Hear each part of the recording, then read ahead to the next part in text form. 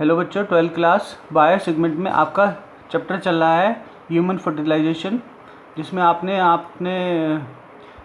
Female reproduction और mail reproduction पढ़ लिया पहले ही ऑलरेडी। आज नेक्स्ट सेगमेंट आपका पढ़ा रहा हूँ निषेचन या अंतरोपण, फर्टिलाइजेशन एंड इम्प्लांटेशन।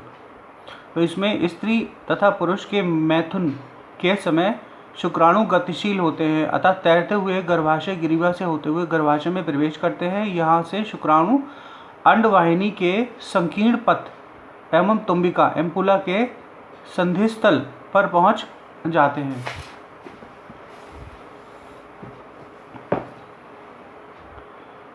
हैं तथा लगभग इसी समय अंडाणु भी अंडाशय से मोचित होकर इस संधि स्थल पर पहुंच जाते हैं। निषेचन की क्रिया यहीं पर होती है। यदि अंडाणु तथा शुक्राणु दोनों ही एक ही समय संधि स्थल पर नहीं पहुंच पाते तो निषेचन संगर्भता की संभावना कम हो जाती है। अब नेक्स्ट आता है बच्चों निषेचन।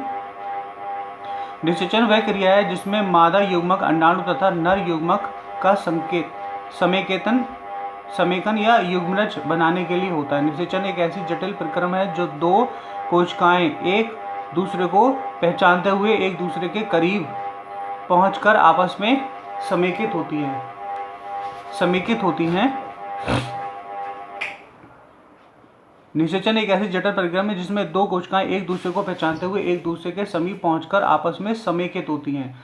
साधारणतया अंडाशय को छोड़ने के पश्चात अंडाणु अपेक्षाकृत निष्क्रिय होकर इन्हें सक्रिय होने के लिए उद्दीपन की आवश्यकता होती है। ये उद्दीपन एक ही जाति के शुक्राणु का अंड में प्रवेश करने से उत्पन्न होता है। इससे निषेचन की प्रक्रिया संभव हो जाती है। निषेचन के लिए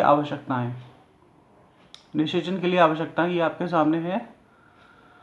प्राणियों में निषेचन के लिए निम्न आवश्यकताएं होती हैं। द्रव माध्यम, लिक्विड मीडियम। द्रव माध्यम जल या शरीर का तरल माध्यम प्राणियों में निषेचन के लिए आवश्यक होता है। युग्मकों की जीवन अवधि लाइफ स्पैन ऑफ गैमीट्स। नर और मादा युग्मक की छोटी जीवन अवधि होती है, इसीलिए जल्दी निषेचित हो जाने चाहिए। स्खलन के पश्चात, इजाकुलेशन कहते हैं स्खलन को इंग्लिश में। स्खलन के पश्चात मानव में शुक्राणु 24 से 48 घंटे तक जीवन क्षम रहते हैं और अंडाणु डिंबोत्सर्ग के पश्चात 24 घंटे तक उर्वर या फर्टाइल होते हैं, काम करने के लिए एक्टिव होते हैं। अत्यधिक संख्या में शुक्राणु, तो जैसे कि हम पढ़ते हैं बेटा कि जीवन में सबसे ज़्यादा जो चीज़ होती है वो एक जीव की जनन क्षमता होती है। सबसे ज़्यादा हम क्या खाते हैं बताओ?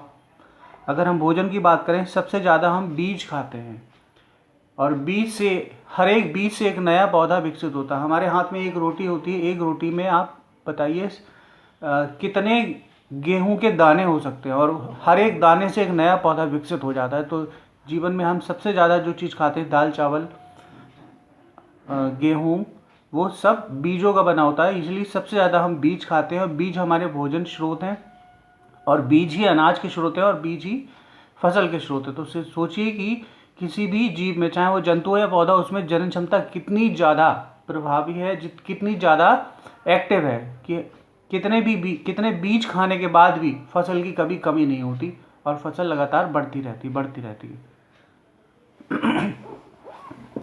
निषेचन की प्रक्रिया। नेक्स्ट, विभिन्न प्राणियों में निषेचन की प्रक्रिया भिन्न होती है। प्रायः पूरी शुक्राणु कोशिका अंडाणु में कोशिका द्रव में प्रवेश करती है तथा कुछ जातियों में शुक्राणुओं की पूंछ बाहर रह जाती है और इसका सिर्फ केंद्रक सेंट्रियोल और बहुत कम कोशिका द्रव अंडाणु में प्रवेश करता है। शुक्राणु का प्रवेश अंडाणु के द्वितीय परिपक्वन विभाजन के पूर्व या इसके तुरंत बाद होता है। अंडाणु के केंद्र को मादा प्राकेंद्रक फीमेल प्रेनक्लस या शुक्राणुओं का नर प्राकेंद्रक मेल प्रेनक्लस कहलाता है। निषेचन तब पूर्ण होता है जब दो प्राकेंद्रक समेकित होकर युग्मनज केंद्र बनाते हैं।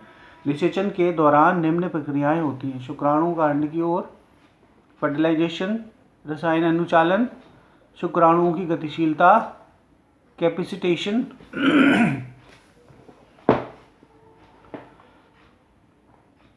मैक्रोसोम एंजाइम का मोचन, निषेचन झिल्ली का निर्माण, इस तरह से बहुत सारी प्रतिक्रियाओं के फलस्वरूप निषेचन की क्रिया पूर्ण होती है। तो बेटा आज आपने थोड़ा सा सेगमेंट पढ़ लिया इसका निषेचन, और वैसे तो पढ़ाने को बहुत है। मैंने एनसीईआरटी की बुक का पूरा का पूरा टेक्स्ट आपको भेजा है, और शायद अब आपको मेरी वीडियो नहीं प्राप्त होगी, क्योंकि 25 तारीख से आपके जो जितना भी सिलेबस कराया है उसके एग्ज़ाम शुरू हो रहे हैं, और इसके बाद आप अच्छे से उसी सिलेबस को तैयार करके पेपर करोगे।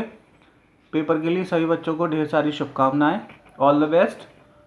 अच्छे से पेपर करना, पूरा टेक्स्ट पढ़ के। ओके बच्चों।